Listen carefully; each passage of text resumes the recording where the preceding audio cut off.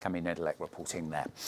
Now it's time for today's perspective on the programme, and it's a book that really recreates the experience of living in Thailand's aqueous climate so viscerally that you can really feel the water rising around your ankles. It's a book that is fluid in its structure and aqueous in its themes, a novel that vividly evokes the teeming, sweltering city of Bangkok.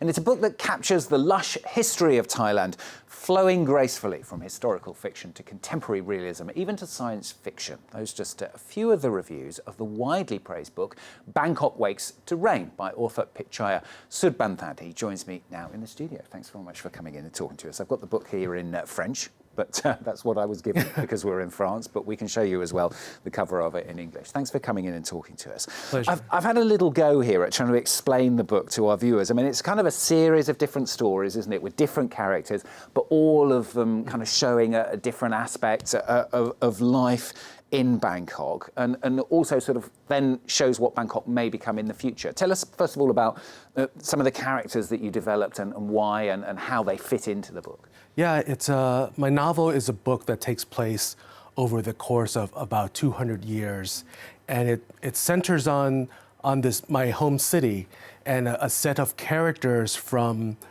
a 19th century missionary to protesting kids in the 1970s to teenagers in a watery future made uncertain by climate change, and everyone is bearing witness to a city that I have always felt to be in a constant state of change and birth and rebirths. And how did you pick these characters? I mean, presumably there was some research involved, but particularly the historical elements, but also a little bit of your own personal experiences that came out in them. I think they grow out of the stories that I've collected ever since I was young. And each time I'm in Bangkok, I experience a certain kind of re-encounter with the place in which I was born, but yet I also feel a little bit of estrangement. And so I let my curiosity lead me to these characters. And originally I had written them in almost separate ways, thinking that maybe I'll find a book here or a book there. But then the characters and the storylines actually kind of like came together and reconnect. And then all of a sudden the book as a whole made sense. And for someone who's trying to write about a city as complicated and alive as Bangkok, there's no one view. There has to be a certain multiplicity of views that maybe can only hint at the city that I've lived in and am now reimagining for others. What is it about Bangkok? What makes you so passionate about it? I mean, you said it's your birth city, but what still draws you to it? It's to me, it's a city that is so alive, and it's a 24-hour city, 24-hour traffic, 24-hour food.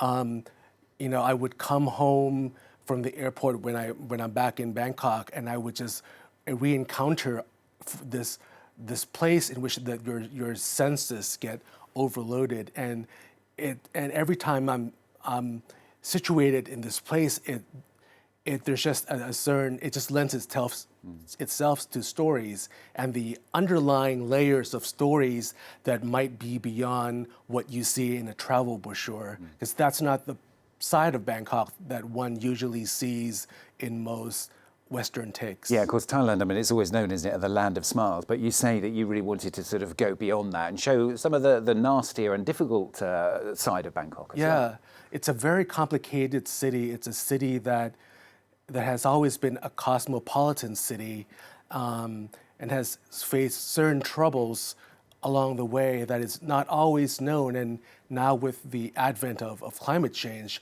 faces a very uncertain future as well. Yeah, tell us about the future part of the book. What do we see? Yeah, when I was writing the book, I was sort of roaming in the past and present, and then my imagination started to take hold of the future. And knowing what I know as a person who actually has a degree in environmental science and policy, it did not make sense to imagine Bangkok in the future without the consequences of what's happening with our environment today. And if you were born in Bangkok, if you lived in Bangkok, you certainly are very well familiar with flooding. And it's something that I've experienced as a child in more recent years when the city flooded in 2010 and 2011.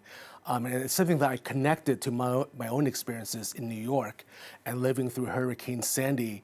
And it became very apparent to me that this climate change that we see and keep talking about as if it's in the future has very well arrived and is already here. Yeah, I mean, we're hearing obviously a lot about climate change at the moment because of COP26, but I mean, is that something that you think people in Bangkok are acutely aware of because of the water, or do you think people are sort of not really talking about it enough? Yeah, people are in like every place that's threatened by what will likely happen.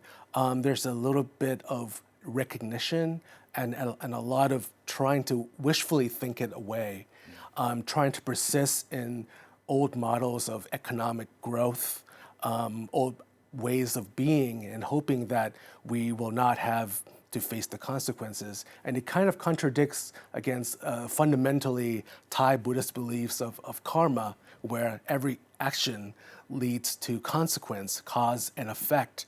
And right now, I think people in Bangkok, as well as in many parts of the world, are living in this sort of negotiating what to be, what to do, what to feel, what to think, when so much that's at stake is under threat. And just time to ask you very quickly, I mean, how about people in Bangkok? I mean, when they've read and seen your book, how do they feel about it? Yeah, that I've gotten some very good positive feedback from people in Bangkok, and the topic of change, of climate change comes up. People are very happy to see a different side of Bangkok that is not written for a certain male gaze, predominantly male gaze. They recognize themselves, they recognize the city as a place where people are trying to survive and thrive. They're raising children, they're taking kids to school, they're working and getting educated, and eating food and doing all these wonderful things that do become lost when it's looked on as a certain exotic or like underworld place. Great to talk to you on the programme today. Thanks for coming in. That's the French one, Bangkok Deluge, it's called in French, called in English Bangkok Wakes Terrain. Thanks very much for coming in and talking to us on the programme.